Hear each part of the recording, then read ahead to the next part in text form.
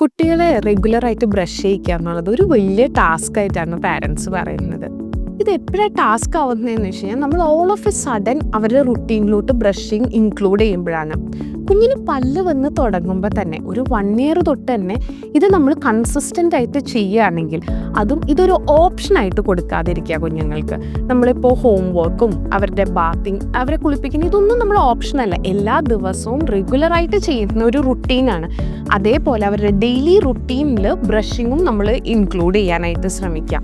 പിന്നെ ഇതൊരു fun activity ആക്കുക. അവരെ പിടിച്ചു നിർത്തി ചെയ്യിക്കാതെ നമ്മൾ ബ്രഷ് ചെയ്യുമ്പോൾ നമ്മുടെ കൂടെ അവരെ നിർത്തി നമ്മൾ ചെയ്യുന്നത് കണ്ട് മിമിക് ചെയ്യാനായിട്ട് ഹെൽപ്പ് ചെയ്യുക. ചെറിയ കുഞ്ഞുങ്ങളാണെങ്കിൽ ഇപ്പോൾ ബാത്റൂമിൽ തന്നെ ബ്രഷ് ചെയ്യണമെന്നൊന്നുമില്ല, അവർക്ക് ഇഷ്ടമുള്ള വീട്ടിലെ വേറെ ഏതെങ്കിലും ഒരു ആക്ടിവിറ്റി റൂമിൽ നിന്നാണെങ്കിലും ഇതൊരു ഫൺ ആക്ടിവിറ്റി ആയിട്ട് അവർക്ക് ഇൻട്രസ്റ്റ് കൊണ്ടുവരിക ബ്രഷിങ്ങിലോട്ട്.